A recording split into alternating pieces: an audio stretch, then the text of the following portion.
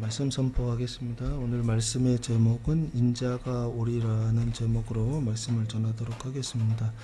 오늘은 대림절 1주 영의 구원, 후뉴마 구원의 시작에 관한 말씀입니다.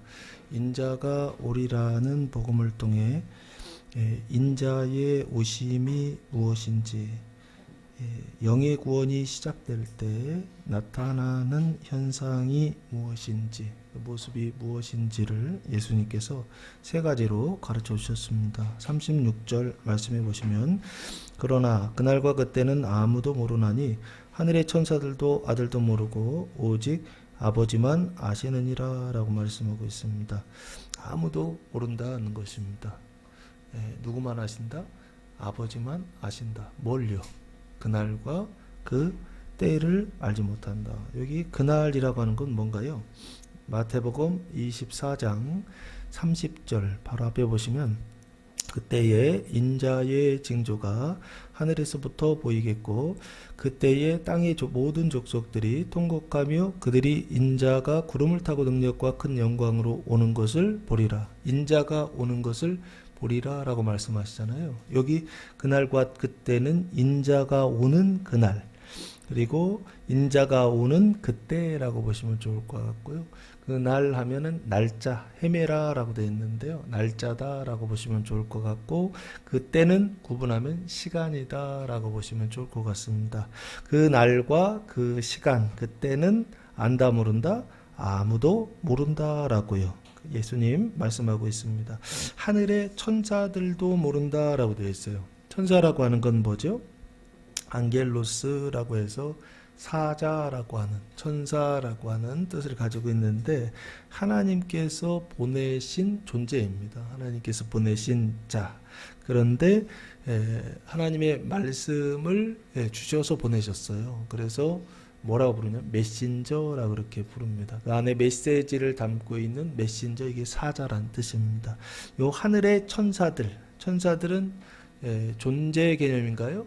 존재 개념 아니다 그랬죠? 천사들은 직위 개념이다. 그래서 사람들도 하나님의 사자가 될 수 있다 없다? 있다. 그리고 영적인 존재들도 하나님의 사자 될 수 있다 없다?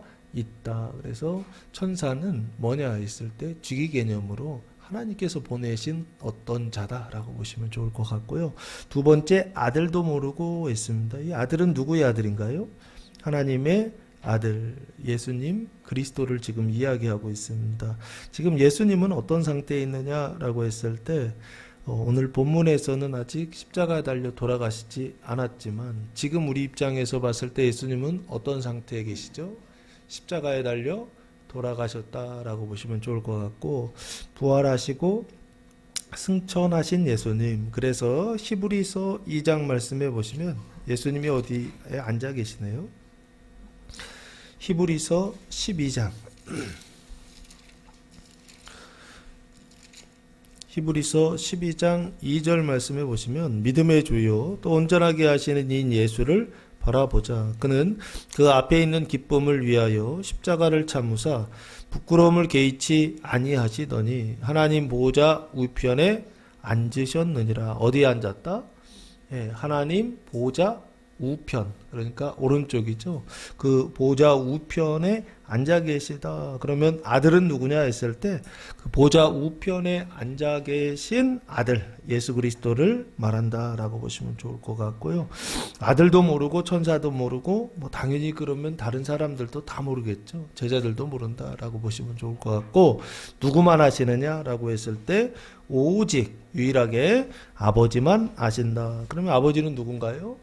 하나님 아버지를, 성부 하나님을 지금 지칭하는 것입니다. 아버지만 아신다라고 하는 것은 아버지 외에는 아는 사람이 있다 없다? 없다라고 하는 것을 말씀하고 있는 게 아닌가 싶고요. 37절 말씀해 보시면, 노아의 때와 같이 인자의 임함도 그러하리라 라고 말씀하고 있습니다. 노아라고 하는 것은 언제 등장하죠? 창세기 6장에 등장합니다. 그 노아의 때와 같이라고 말씀하시죠. 그때 하나님 하신 일이 뭐죠? 홍수로 세상을 심판하시는 일을 했죠. 그래서 노아의 때, 이 때라고 하는 단어가 헤메라라고 하는 단어를 사용했는데요. 날짜와 같이라고 보시면 좋을 것 같고요. 날과 같이라고, 여긴 때 하면 시각이라고 볼 것 같은데 날과 같이라고 보시면 좋을 것 같고요. 인자의 임함도 그러하리라. 동일하다. 같은 방법으로 임한다라고 보시면, 그리고 같은 방법, 같은 목적으로 임한다라고 보시면 좋지 않을까 싶습니다. 여기 인자라고 하는 것은 사람 인자에 아들 자자를 썼습니다. 그래서 사람의 아들이라고 하는 뜻인데요. 이 사람의 아들은 누구를 지칭하느냐 했을 때 예수님을 지칭합니다. 그래서 예수님은 누구냐 하면 하나님의 아들이 사람의 아들이 되신 분이시죠. 그래서 God-man이다. God, 원래는 하나님이셨는데 사람의 아들, 맨이 되신 분, 그래서 God-man이신 예수 그리스도를 지칭하고요.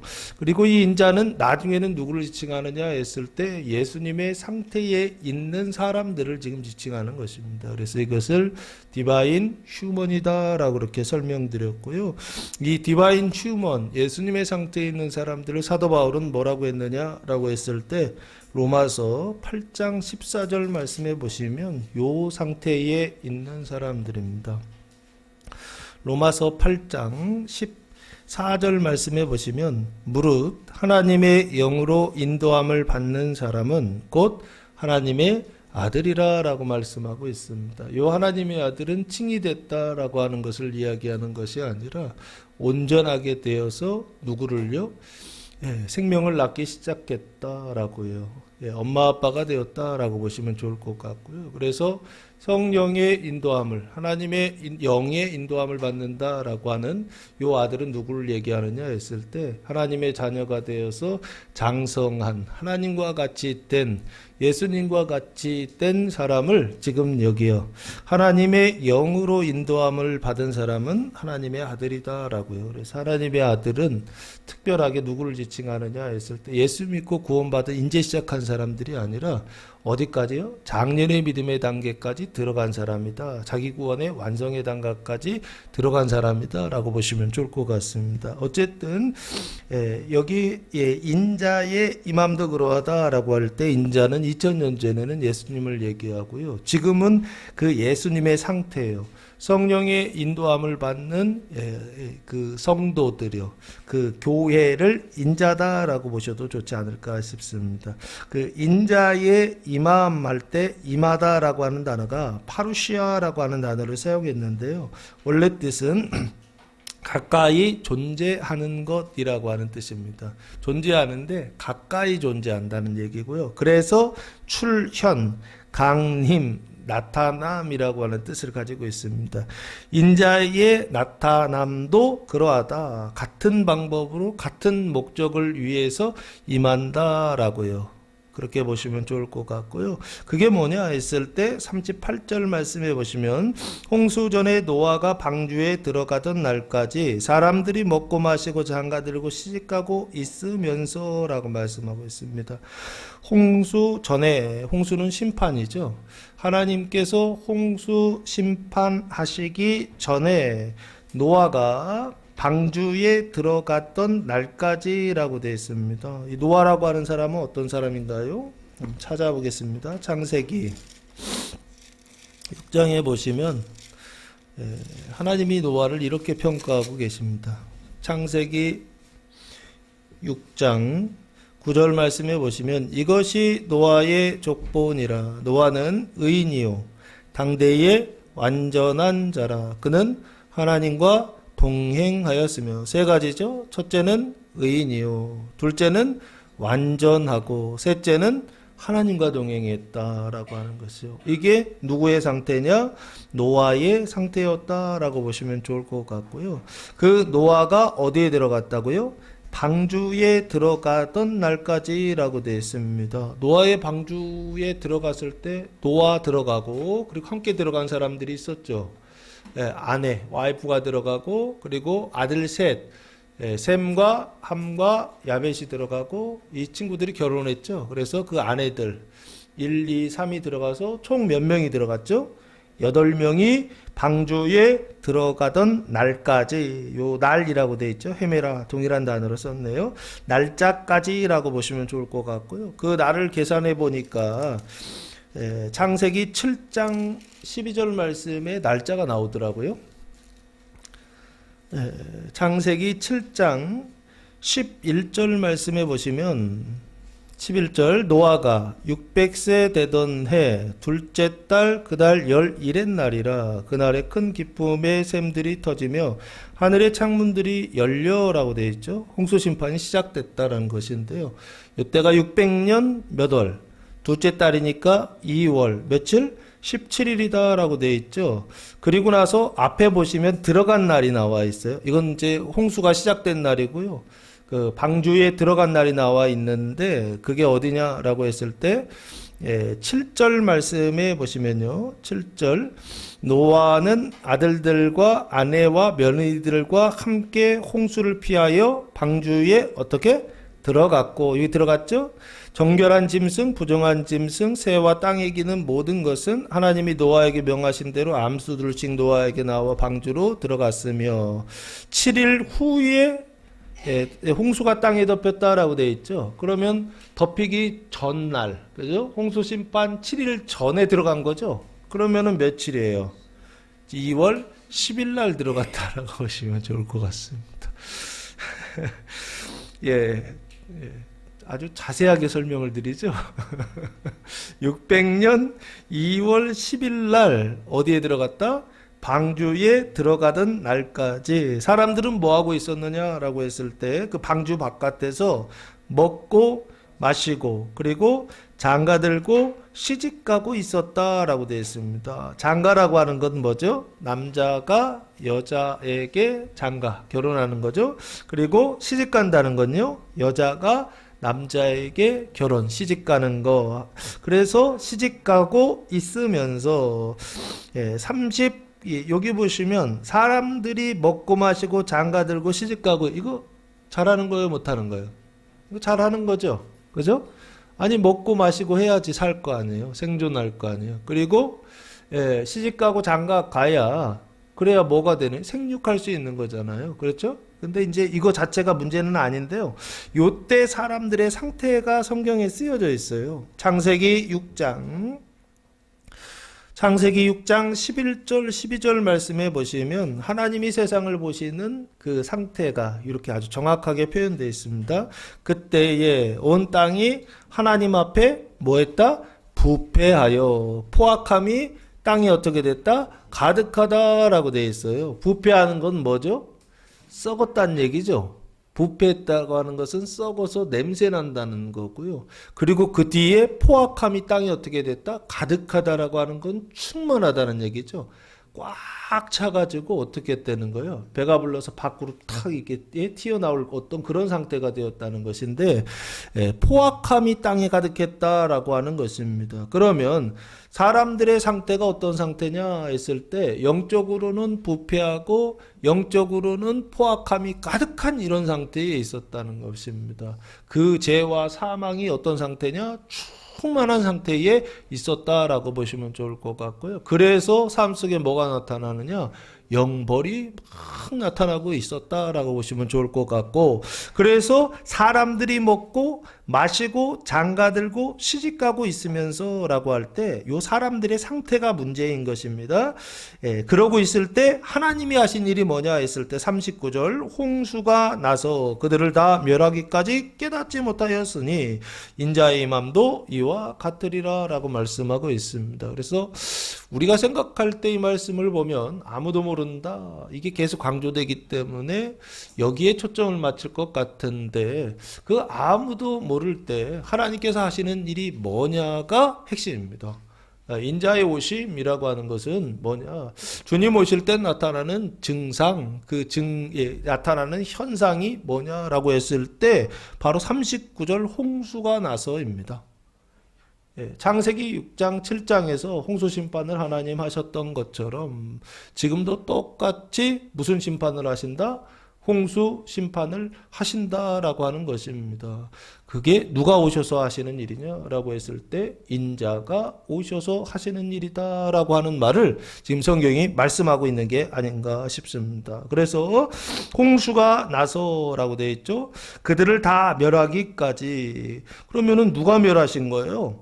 지금 하나님께서 그들을 다 멸하신 거죠. 그럼 그들의 상태는 어떤 사람이었죠?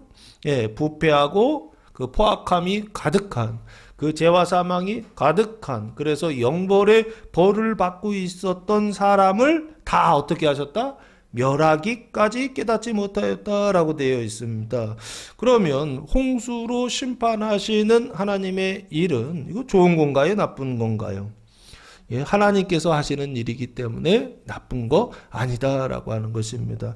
하나님께서 홍수 심판을 통해서 결국에는 뭐를 멸하시는 거냐 했을 때 그 부패함을 멸하시는 것이고 그 포악함이 가득한 것을 멸하시는 그 수단이 뭐냐? 세상이 부패했잖아요. 그래서 썩은 냄새가 진동하고 있는데 그 문제를 누가 해결하시느냐? 하나님께서 해결하시더라. 뭐를 통해서요? 물을 통해서. 어떤 물이요? 그 포악함이 가득한 것을 깨끗하게 씻을 수 있는 양이요. 많은 물을 통해서 어떻게 하시더라? 예, 깨끗하게 하시더라. 그게 바로 뭐냐? 홍수 심판이다라고 보시면 좋을 것 같습니다. 홍수 심판은 누가 내리시는 거냐? 하나님께서 내리시는 것입니다.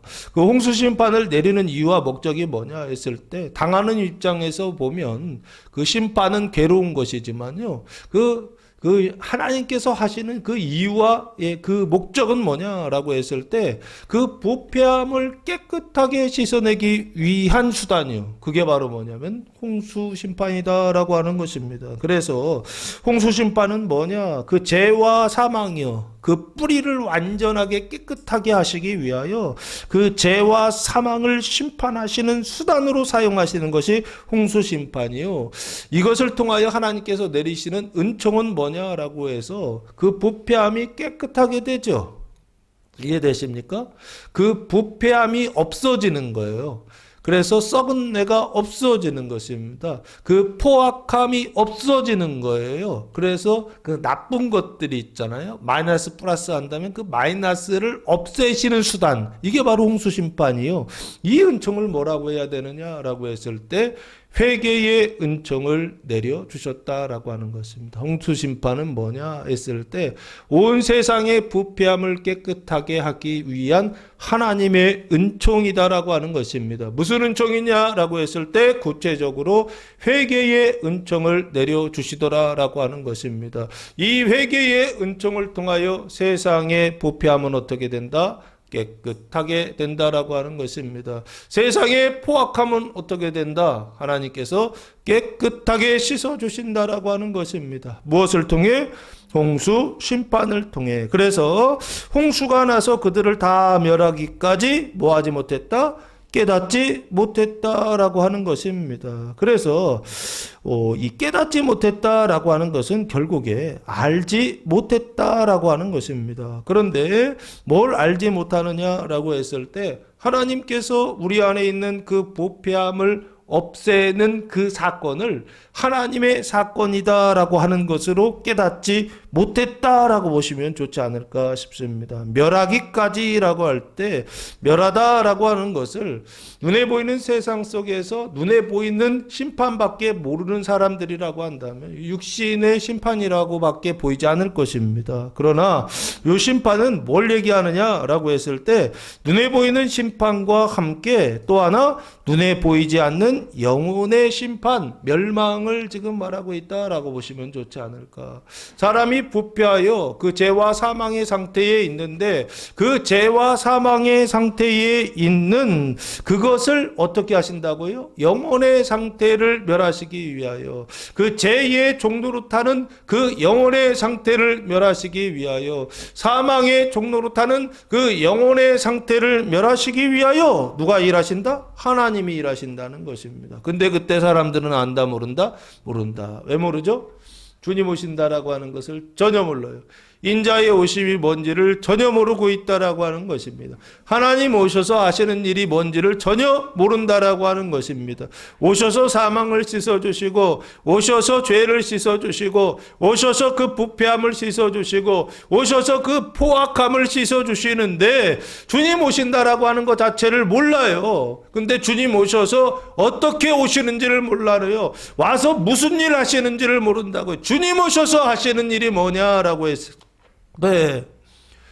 노아의 때와 같이 홍수 심판을 통하여 부패한 세상을 깨끗하게 하시는 그 일, 그게 누가 하시는 일이다? 하나님 하시는 일이요, 예수님 하시는 일이요, 인자가 오셔서, 메시아가 오셔서 하시는 일이다라고 하는 것입니다.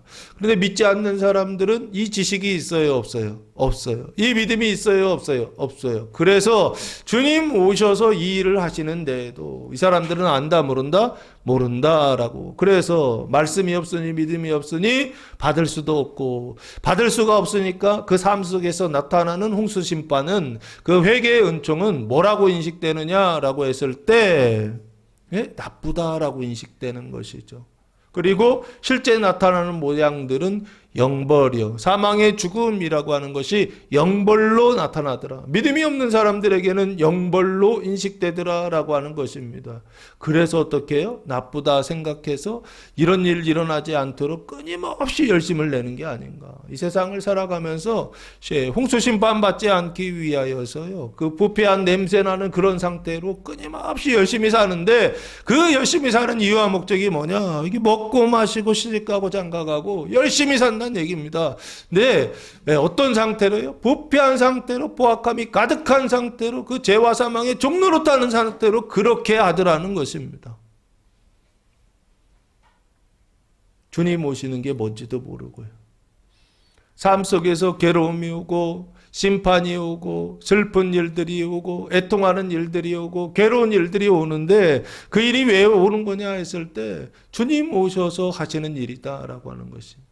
부패한 일을 깨끗하게 씻어주시기 위하여 그 태초에 홍수 심판을 통하여 세상을 깨끗하게 하셨던 것처럼 인자가 오실 그때에도 동일하게 오셔서 무슨 일을 하신다?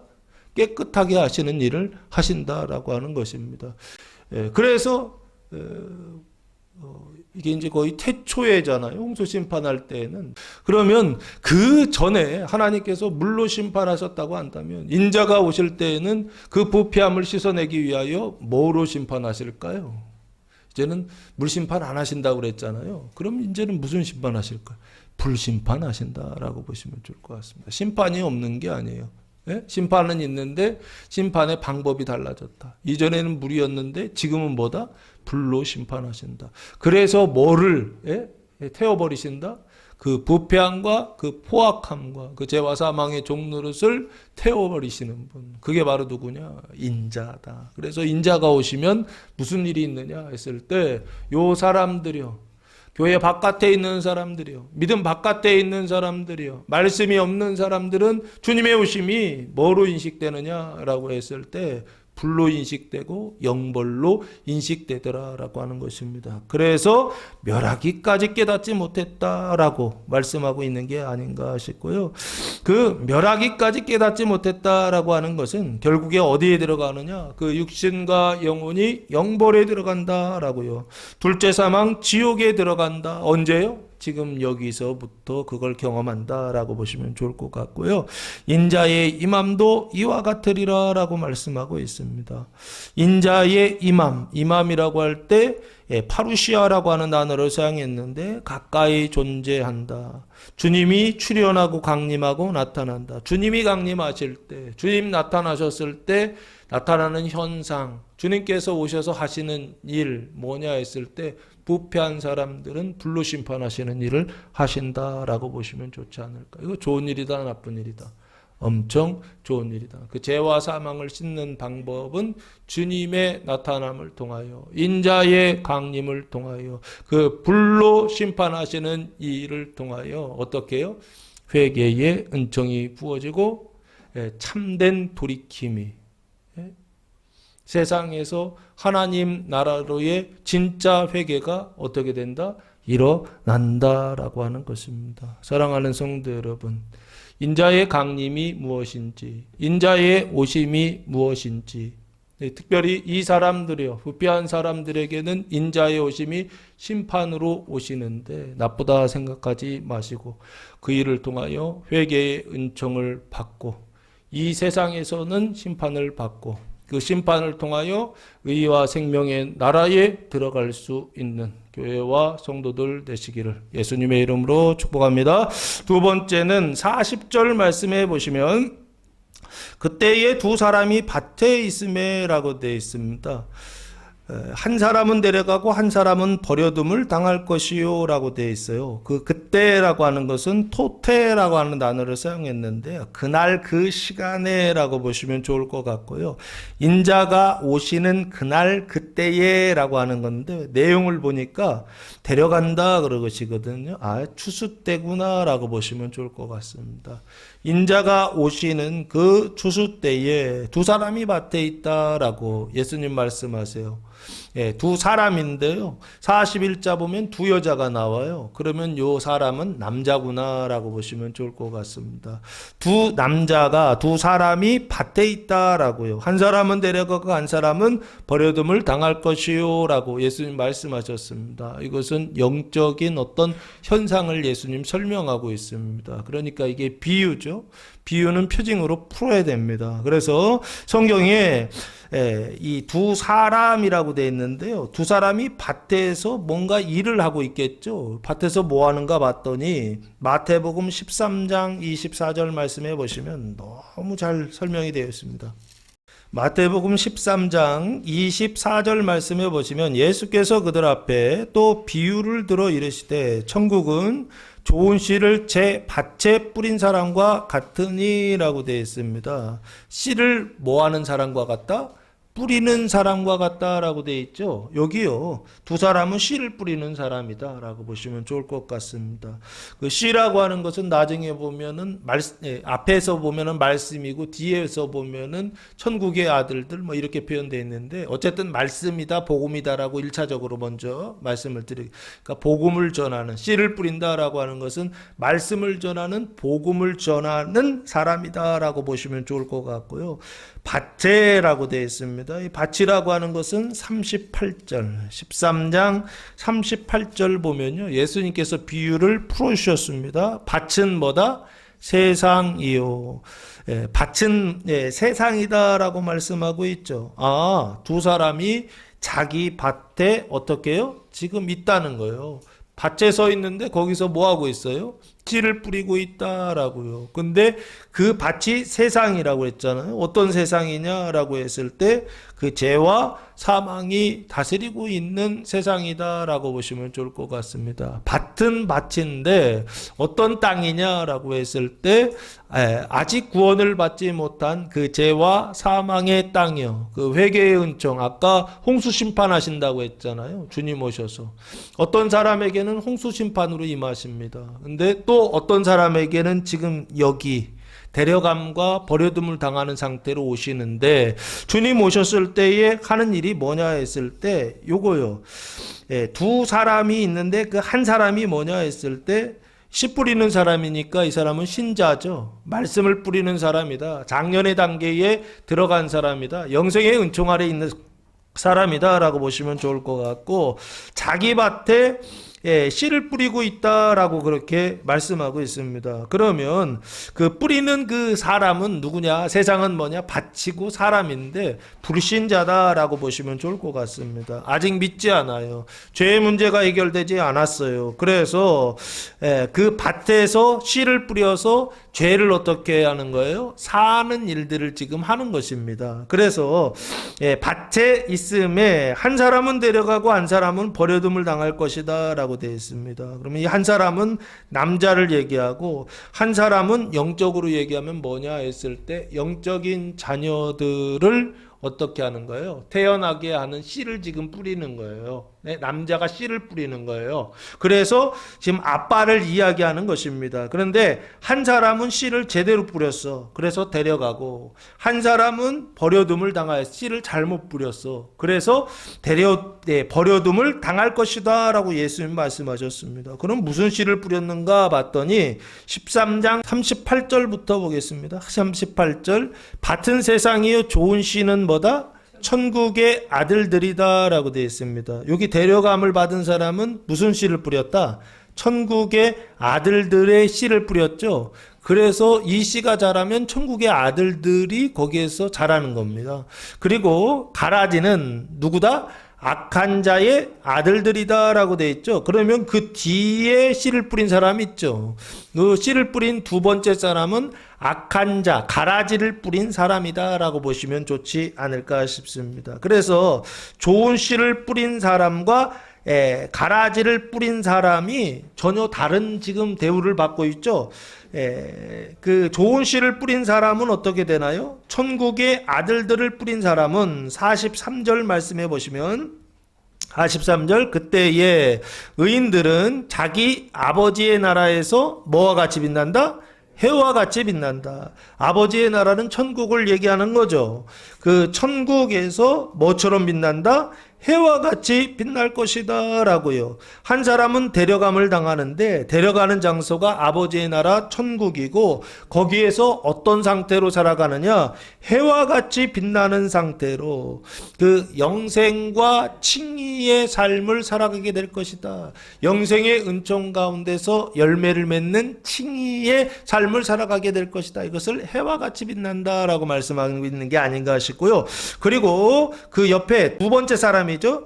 한 사람은 버려둠을 당한다라고 되어 있잖아요. 그 가라지를 뿌린 사람은 어떻게 되느냐라고 했을 때 41절 말씀해 보시면 그 가라지가 뭔지를 이렇게 설명하고 있습니다. 인자가 그 천사들을 보내리니 그들이 그 나라에서 모든 뭐하는 자, 넘어지게 하는 것과 넘어지게 하는 사람들입니다. 또 불법을 행하는 자들을 거두어 내어 어디에 던진다? 풀무불에 던져 넣으리니 거기서 뭐한다? 울며 이를 갈게 되리라 라고. 가라지 뿌리는 사람은 어디로 간다? 최종 풀무불에 던져 넣으리니 던져진다라고 하는 것입니다. 그런데 그 풀무불에 던져지는 자, 가라지를 뿌린 사람들은 누구냐라고 했을 때 넘어지게 하는 자라는 거예요. 그리고 불법을 행하는 자들이다라고 하는 것입니다. 그 불법을 행한다라고 하는 것은 뭐냐 했을 때 하나님의 말씀을 하나님의 말씀으로 전하는 것이 아니라 하나님의 말씀을 자기의 말로 전하는 사람들입니다. 그래서 예를 들면 뭐라고 그래요? 네가 해야 된다라고 하는 사람들 있잖아요. 예? 행위 언약을 가리키는 사람들, 이런 사람들이요, 네가 믿어야 된다라고 가리키는 것이요. 하나님께서 믿음을 주신다라고, 은혜를 가리키는 것이 아니라 네가 열심을 내서 믿어야 된다라고 가리키는 어떤 이런 상태예요. 이게 완전히 다른 것입니다. 하나님의 은혜를 뿌리는 것이냐, 아니면 사람의 행위의 씨를 뿌리는 것이냐, 이게 완전히 다른데, 첫 번째 사람은 그 은혜 언약을 뿌리고 좋은 씨를 뿌리고, 그리고 두 번째 사람은 가라지를 뿌린다라고 하는 것입니다. 그래서 넘어지게 한다는 거예요. 죄의 문제가 해결돼야 되는데 말씀을 뿌려서 복음을 뿌려서 씨를 뿌려서 그 죄가 씻어져야 되는데 회개까지는 됐어요. 주님 오셔서 홍수 심판을 통하여 회개의 은총까지는 부어졌어요. 회개의 열매까지는 맺혀졌어요. 그런데 칭의의 열매를 맺지 못하는 사람들, 그게 바로 누구냐면 버려둠을 당하는 사람들이요. 이 사람들은 어디 간다? 지옥불에 들어간다라고요. 성경이 지금 말씀하고 있는 게 아닌가. 그 지옥불은요, 불교에서 이야기하는 지옥불하고는 좀 다르다라고 생각하면 좋을 것 같습니다. 지옥불은 결국에 어떻게 된다고요? 거기서 또 죄를 태워서 어디예요? 여기에요. 가라지 뿌리던 것을 좋은 씨를 뿌리는 사람으로 바꾸는 어떤 그런 하나님의 장소다라고 보시면 좋을 것 같습니다.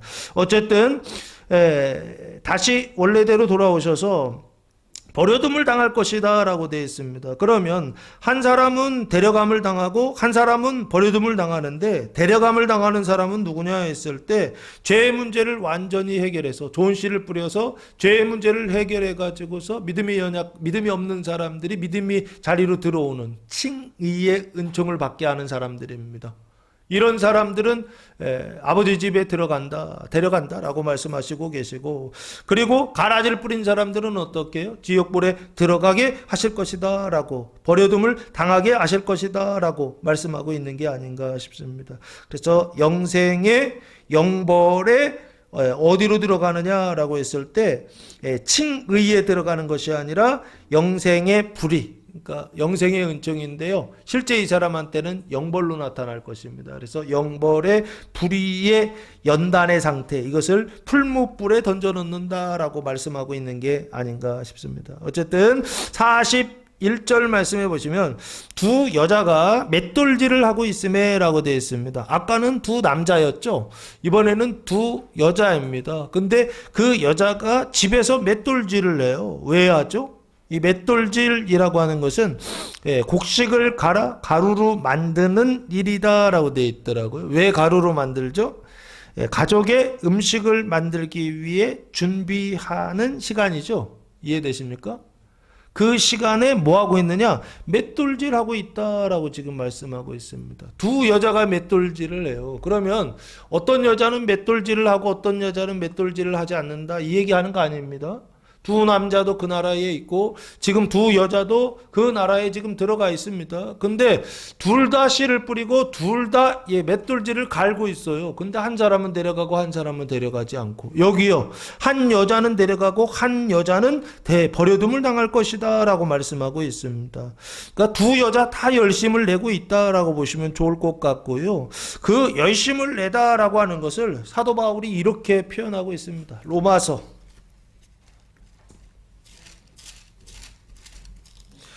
로마서 10장 2절 3절 말씀해 보시면, 내가 증언하노니 그들이 하나님께 열심히 있으나 올바른 지식을 따른 것이 아니니라. 열심히 있다 없다? 있다. 맷돌질 열심히 한다 안 한다? 한다라고 하는 것입니다. 그런데 올바른 지식을 따른 것이 아니다. 그럼 잘못 따르고 있다는 얘기죠. 잘못 열심을 내고 있다라고 하는 것이죠. 열심이라고 하는 것 자체가 문제가 아닙니다. 열심을 내는 건 좋아요. 근데 올바르게 열심을 내야 됩니다. 그런데 이 사람들은 어떻게 해요? 잘못 열심을 내고 있다. 이스라엘 사람들은 잘못된 열심을 내고 있다라고 하는 것입니다. 그 구체적인 내용이 3절입니다. 하나님의 의를 모르고 누구의 의를 세우려고? 자기 의를 세우려고 힘써 하나님의 의에 복종하지 않고, 누구 의에 복종하는 거예요? 자기 의에 복종하는 사람들, 이게 이스라엘 사람들이다라고 하는 것입니다. 두 개를 대조하고 있죠. 왜? 의가 둘이에요. 하나는 하나님으로부터 오는 의가 있고, 또 하나는요, 사람으로부터 오는 의, 자기 의라고 그럽니다. 하나님의 의와 자기 의가 있는데 이 사람들은 지금 어떤 데 열심을 내고 있다는 거예요? 하나님의 의에 복종하지 않고 자기 위에 힘써 복종하기 위하여 지금 열심히 달려가고 있다라고 하는 것입니다. 그래서 구원에 이르지 못하던 사람, 그게 바로 누구냐? 이스라엘 사람들이고, 지금 여기요, 본문으로 다시 돌아오면요, 맷돌질 한다라고 하는 건 음식 만드는 거예요. 음식 만들어서 뭐 하는 거냐 했을 때 죄의 문제가 해결된 사람들한테 양식을 먹여주는 것입니다. 하나님의 양식, 생명의 양식을 먹여주는 것인데, 그 하나님의 양식, 생명의 양식을 먹여줄 때 잘 먹이는 사람이 있고 잘못 먹이는요, 더러운 것을 먹이는 사람들, 사망의 양식을 먹이는 사람들이 있더라라고 하는 것입니다. 그래서 생명의 양식을 먹이는 사람들은 데려가고, 사망의 양식을 먹이는 여자요, 이 교회입니다. 그리고 성도들을 얘기하는데, 사망의 양식을 먹이는 여자는 어떻게 된다? 버려둠을 당할 것이다. 버림받을 것이다 라는 얘기입니다. 여자가 신랑으로부터 남편으로부터 버림받게 된다라고 하는 걸 지금 이렇게 표현하고 있는 게 아닌가 싶고요. 그래서 이 한 사람은 여기 두 여자 했으니까 여기 사람은 여자입니다. 하나님의 의요. 그 하나님의 의가 뭐냐 했을 때 은혜로 구원받는다라고 하는 거잖아요. 하나님께서 하시는 일을 뭐함으로? 믿음으로 구원받는다라고 하는 거. 이거 은혜 언약이죠. 하나님의 은혜 언약을 어떻게 하는 거예요? 믿음이 연약한 이제 그 죄 문제가 해결된 사람들이요. 칭의된 사람들을 어떻게 하는 거예요? 양식 먹이는 겁니다. 예? 그래서 영의 양식을 먹여서 어떻게 하는 거예요? 예. 생명으로 성장하게 하는 어떤 이런 사람들은 데려가신다라고 하는 것입니다. 그래서 요한복음 6장 55절 말씀해 보시면 그 양식이 구체적으로 나와 있습니다. 하나님의 의의 양식이 뭐냐 했을 때 예수님께서 이렇게 말씀하셨습니다. 요한복음 6장 55절 말씀해 보시면 내 살은 뭐다? 참된 양식이요. 내 피는 뭐다? 참된 음료로다. 그래서 참된 양식과 참된 음료를 먹고 마실 때 이 사람은 어떻게 된다는 거예요? 하나님 나라의 자녀로서 성장하게 된다. 양육받게 된다라고 보시면 좋고요.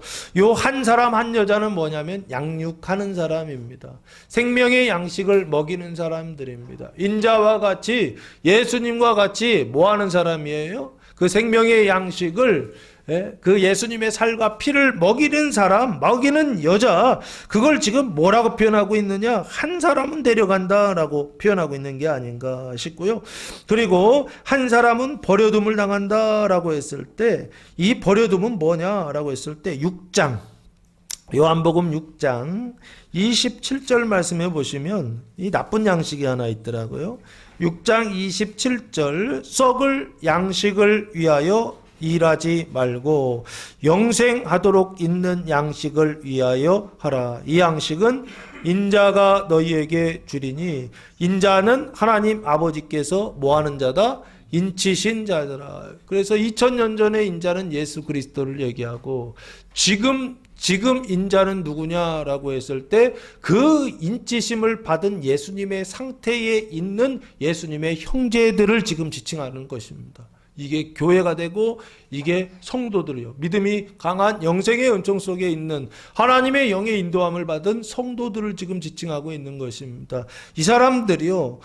이 사람들은 누구의 양식을 먹이느냐? 영의 양식, 생명의 양식을 먹이는 사람들인데 그런데 세상에는 동일하게 생명의 양식을 먹이지 않고 자기 실력으로 자기의 생각으로 자기의 양식 이걸 먹이려고 하는 사람들이 교회 안에 있다 없다? 있다. 교회 안에 엄마 역할을 하는 사람들이 교회 안에 맷돌질을 막 해야 되는 사람들이 무슨 맷돌질을 한다? 하나님의 양식을 만드는 맷돌질을 해야 되는데 먹이는 맷돌질을 해야 되는데 어디에서 맷돌질을 해요? 여기에서 맷돌질을 해요. 자기 생각을 자꾸 먹인다고요. 자기의 말을 먹인다고요. 내가 옳다고 하는 것들을 먹인다고요. 그렇게 하면은 이 자녀들이요. 죄의 문제가 해결된 자녀들이 성장한다 못한다. 못하고 아사하여 죽는다 이런 뜻이라고. 그래서 이런 사람들은 데려간다 안 데려간다? 안 데려가고 버린다라고 말씀하고 있고 그리고 생명의 양식을 잘 먹이는 여자들이 있죠. 이 교회예요. 그리고 믿음이 강한 성도들이란 말이에요. 영적으로 엄마들이에요. 자기 새끼들 열심히 맷돌질 해가지고서 먹이는 거란 말이에요. 어디에서 맷돌질 하냐고요? 여기서 맷돌질만 망한다고요. 어디에서 맷돌질 하라고요? 여기서 하라고요. 여기요. 성경이요. 하나님의 말씀으로 맷돌질 해야 된다고요.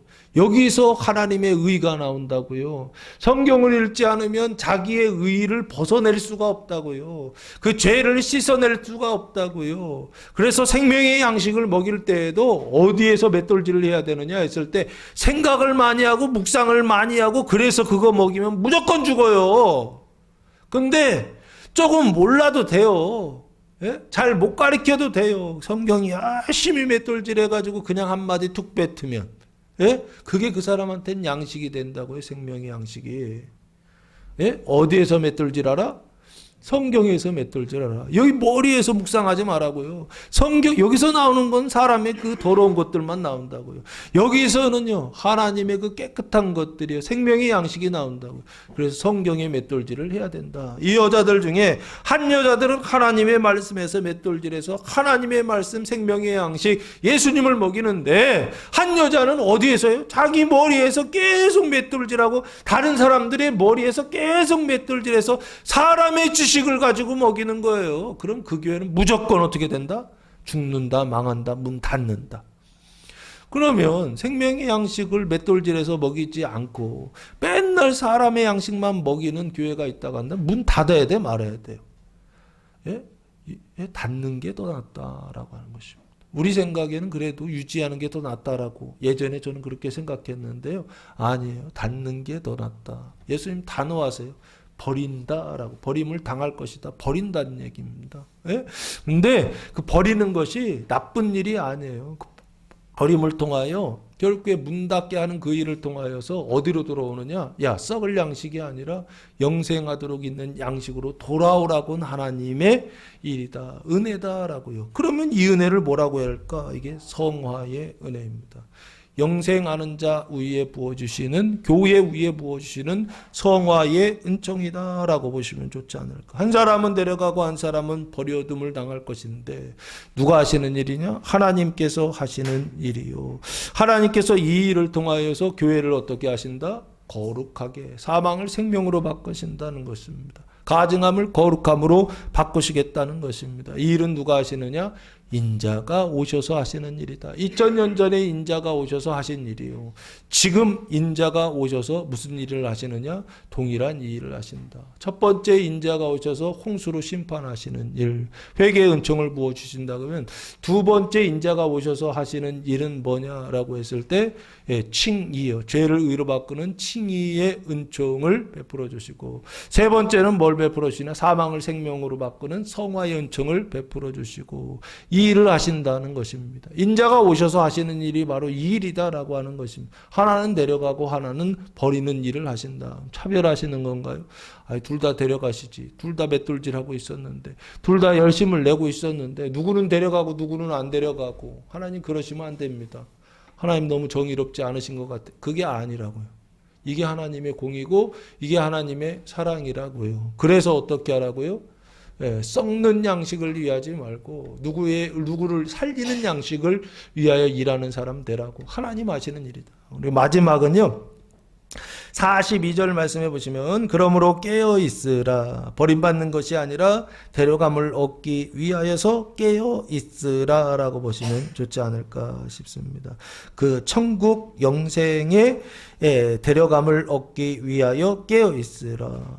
지옥 영벌에 버림받는 것이 아니라 천국 영생의 데려감을 얻기 위하여 깨어 있으라 라고요. 그래서 사도 바울은 이것을 깨어있으라는 것을 이렇게도 표현했더라고요. 좀 더 구체적으로 로마서 13장 12절 말씀해 보시면,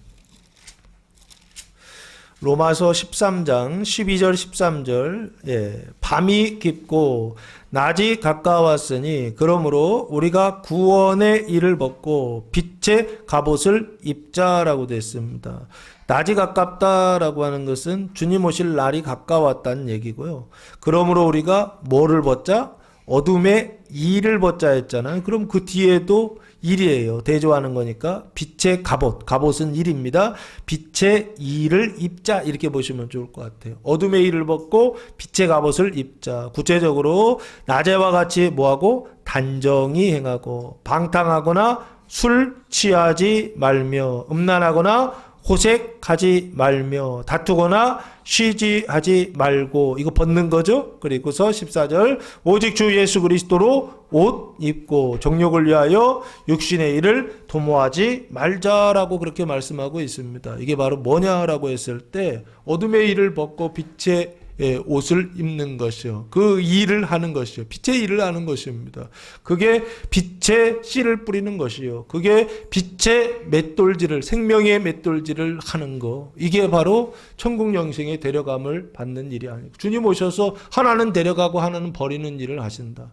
주님 오셨을 때, 인자가 오셨을 때 나타나는 현상이 뭐냐? 하나는 데려가고 하나는 버린다는 것입니다. 어떤 사람은 천국 영생에 들어가는데 똑같이 교회 안에 있는데요. 어떤 사람은 지옥 영벌에 들어가더라는 거예요. 그러면 이게 뭐지? 둘 다 열심히 신앙생활 했는데 한 사람은 천국 영생에 들어가는데 한 사람은 지옥 영벌에 들어가, 그게 나타나더라는 거예요. 그런 물음표가 생기는 거죠. 뭐지? 라는 생각을 해야 된다고요. 아, 내가 지금 잘못 뿌리고 있구나. 내가 잘못 먹이고 있구나 라고 하는 것이요. 이걸 인식하고 회개해야 될 줄로 믿습니다. 자, 어느 날에 너희 주가 임할는지 너희가 알지 못함이라 라고 되어 있습니다. 어느 날짜에 너희 주가, 너희라고 하는 건 제자들을 얘기하고 믿는 자들을 얘기하고 장년의 은총 속에 들어간, 영생의 은총 속에 들어간 사람들이다라고 보시면 좋을 것 같고요. 주가 임할는지 너희가 알지 못하니까 어떻게 하고 있으라? 깨어 있으라 라고 하는 것입니다. 깨어서 좋은 씨 뿌리고 깨어서 생명의 맷돌질 하고 있으라, 이렇게 보시면 좋지 않을까 싶습니다. 사랑하는 성도 여러분, 씨를 뿌릴 때 나쁜 씨가 아니라 좋은 씨, 좋은 씨를 뿌리는 교회와 성도들 되시기를 바랍니다. 맷돌질을 하는데 사망의 맷돌질, 썩어질 양식을 위하여 맷돌질 하는 게 아니라 생명의 양식을 먹이는 맷돌질, 열심을 내는 교회와 성도들 되시길 예수님의 이름으로 축복합니다. 마지막으로 43절 말씀해 보시면 너희도 아는 바니 만일 집주인이 도둑이 어느 때에 올 줄을 알았더라면 깨어있어 그 집을 뚫지 못하게 하였으리라. 이건 비유죠. 비유인데 너희도 안다라고 되어 있습니다. 너희도 안다라고 하는 것은 뒤에 내용을 안다. 1차적으로는 그렇게 보이고요. 또 하나는 안다라고 할 때 이 안다라고 하는 것은 그날과 그때를 안다라고 보시면 좋지 않을까 싶습니다. 그날과 그때는 시한부처럼 안다, 시한부 종말론에서 말하는 것처럼 안다라는 뜻이 아닌 것 같고요. 데살로니가전서 5장 4절에 보면 사도 바울이 이런 얘기를 합니다.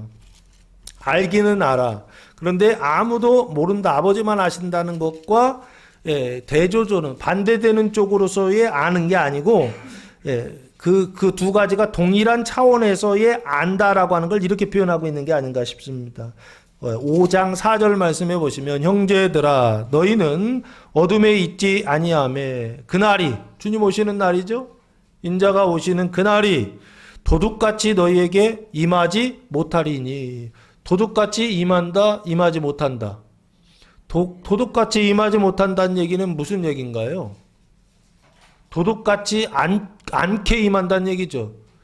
도둑이 오는 것 같이 않게, 손님이 오는 것처럼 임한다는 얘기죠. 손님이 올 때는 그날과 그때를 알아요, 몰라요? 안다라고 하는 것입니다. 이 얘기는 무슨 얘기냐라고 했을 때 그 날짜와 그 시간은 오직 하나님만 아시지만 그 마음속에 주님 오신다라고 하는 그 소망을 가지고 있는 사람들은 그 날짜와 그 시간 상관이 없어요. 왜? 항상 준비되어 있는 상태다라고 보시면 좋을 것 같습니다. 이해되세요? 너희는 안다라고 할 때 이 너희는 어떤 상태냐 했을 때 이런 것이죠. 앞에 깨어 있으라라고 했을 때 깨어 있는 사람들입니다. 이 사람들은 이제 회개의 은총을 지나서 칭의와 성화의 은총을 지나서 깨어 있는 사람들, 그래서 알고 있는 사람들입니다. 근데 도둑같이 임하지 않는다라고 하는 것은 알기는 알아. 근데 시한부 종말론처럼 안다라고 하는 것이 아닙니다. 아버지처럼 안다라고 하는 뜻이 아닙니다. 너희도 아는 바니 만일 집주인이 도둑이 어느 시각에 올 줄을 알았더라면 이라고 되어 있습니다. 이게 다 비유인데요. 반대쪽으로 비유를 하셔가지고 헷갈려요. 그리고 도중에 이야기들을 생략하셨어요. 그래서 그걸 조금 더 집어내서 보셔야 됩니다. 깨어있어 그 집을 뚫지 못하게 하였으리라 라고 되어 있습니다. 그러므로 이러므로 너희도 준비하고 있으라 라고요. 그러면 앞에 나와 있는 그 비유처럼 준비하고 있으라 라는 얘기거든요. 그러면 다시 보시면 만일 집주인이 있어요. 그러면 집주인은 집이 있어야 주인이 있을 거 아니에요. 그러면 집이 있어요. 그리고 그 집에 누가 있느냐면 주인이 있어요. 그 주인이 바로 너희예요. 아는, 그날과 그때를 아는 너희다 라고 보시면 좋을 것 같고요. 도둑이 어느 시각에 라고 되어 있습니다. 도둑이라고 하는 건 뭐죠?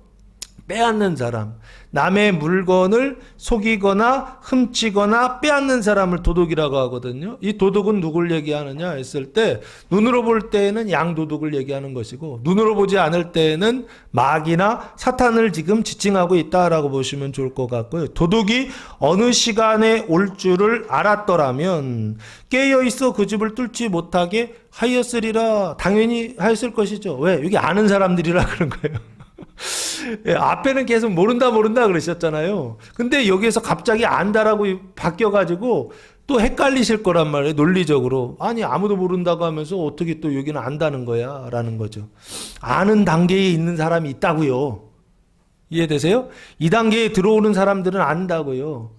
회개와 칭의와 성화의 단계까지 들어와서 그 영생의 완전의 단계에 있는 이 엄마 아빠들은 안다는 얘기예요. 지금요. 그날과 그때를요. 근데 그날과 그때를 안다라고 하는 것은 우리가 아는 그 시간, 크로노스 시간 속에서 그날과 그 시간을 안다라고 하는 게 아무 상관이 없다고요. 왜? 오늘이 어제가 됐건 오늘이 됐건 내일이 됐건 모든 날이 준비되어 있기 때문에 그런 것입니다. 이 사람들은요. 그런데 준비되어 있는데 그 준비된 상태가 끝이냐라고 했을 때 그게 아니고 그 다음 단계가 하나 더 있다는 거예요. 예수님이 얘기하는 것은요. 그걸 뭘 얘기하느냐면 도둑이 온다는 거예요. 다 집까지 준비되고 집 안에 자녀들까지 엄마 아빠도 준비되고 아들과 딸까지도 다 준비돼가지고 애들이 성장해서 생명의 양식을 잘 먹여서 애들이 20살이 되고 이제 새끼들을 생명의 양식을 먹이는 새끼들을 치는 어떤 그런 단계까지 올라갔는데 누가 오느냐면 도둑이 온다는 거예요. 도둑이요. 예? 집을 뚫는 도둑이 온다라고 하는 것입니다. 그 집을 뚫는 이유는 뭐예요? 집 안에 있는 믿음이 연약한 사람들이 있으면 어떻게 하려고 하는 거예요? 잡아가려고 하는 것이죠. 유혹하려고 하는 것이죠. 시험하려고 하는 것이죠. 그 믿음이 약한 자들을 뭐하기 위하여? 빼앗기 위하여서 집을 뚫는 도둑이 있다는 거예요. 그때 어떻게 해야 되느냐라고 했을 때 도둑이 어느 시각에 명시되지 않은 시간에 올 줄을 알았더라면 어떻게 한다는 거예요? 깨어 있는다는 거예요. 그죠? 누가요? 도둑이 오는 시간을 알면 주인은 깨어 있는다는 거예요. 당연히 깨어 있어 그 집을 어떻게 뚫지 못하게 하는 것처럼 너희 이렇게 하라는 거예요. 예수님 말씀은 이 얘기입니다. 그 집을 뚫지 못하게 하라는 것입니다. 그러므로 너희도 집주인처럼 제자들 너희들도 뭐하고 있으라? 준비하고 있으라는 것입니다. 이 준비라고 하는 단어가 헤토이모스라고 하는 단어를 사용했는데 적절하게 준비하고 있어라. 적합하게 준비하고 있으라. 그럼 위에 적절한 건 집을 뚫지 못하게 준비하고 있으라는 것입니다. 강도는 반드시 온다 안 온다? 온다는 거예요. 강도의 위협은 있다 없다? 있다는 거예요. 그래서 집을 뚫으려고 해요. 근데 그 집을 뚫으려고 할 때 집주인은 어떻게 하고 있으라는 거예요? 깨어서 준비하고 있으라. 그 집을 방어하고 있으라. 막으라는 거예요. 그렇죠? 그래서 준비하고 있으라는 것은 도둑이 집을 뚫지 못하도록 누구의 집을요? 하나님의 집, 교회를 뭐하지 못하게 해요? 뚫지 못하도록 지키는 자가 되라 라고요. 사수하는 자가 되라 라고요. 어떻게 사수할 수 있냐고요? 머리 굴려서는 안 됩니다. 뭐를 통해서?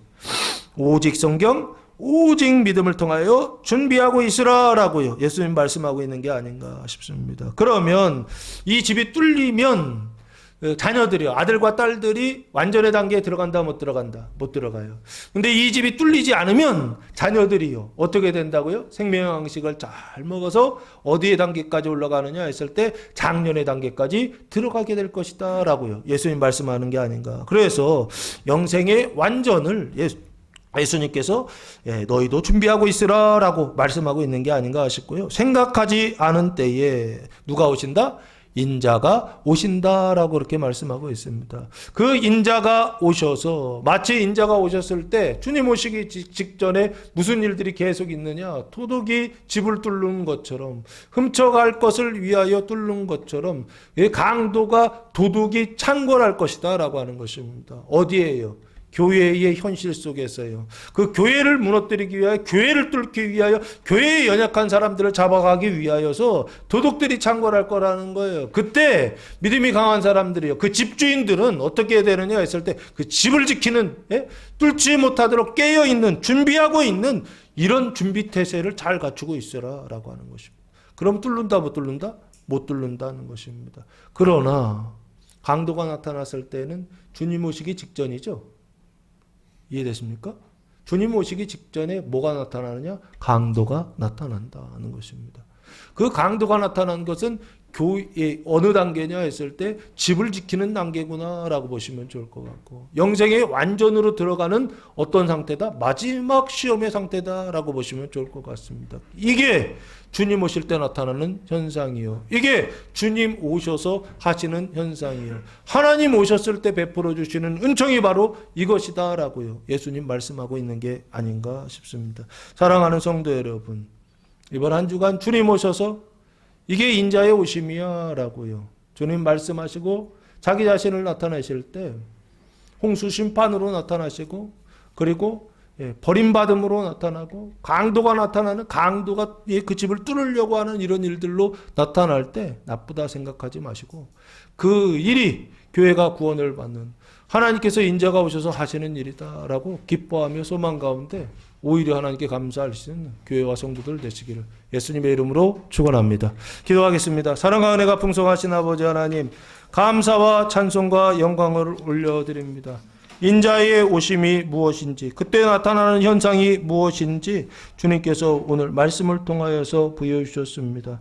하나님의 일들이 나타날 때 인자가 오셔서 나타나는 현상들이 내 삶 속에 한 주간 나타날 때 나쁘다 생각하지 말게 하시고, 그 말씀을 믿고 따름으로 인자의 오심을 깨어 준비하는 교회와 성도들 되게 하옵소서. 인자의 오심을 오히려 기뻐하며 감사하며 믿음으로 받아 누리는, 그래서 교회 가운데 하나님의 구원이, 온전한 구원이 나타나는 한 주간 될 수 있도록 하나님 은혜를 베풀어 주옵소서. 이제는 우리 주 예수 그리스도의 은혜와 하나님 아버지의 무한하신 사랑하심과 성령의 교통하심이 사랑하는 성도들 머리 위에와 가정 위에와 교회 위에 이제로부터 영원토록 함께 하시기를 간절히 축원하옵나이다. 아멘.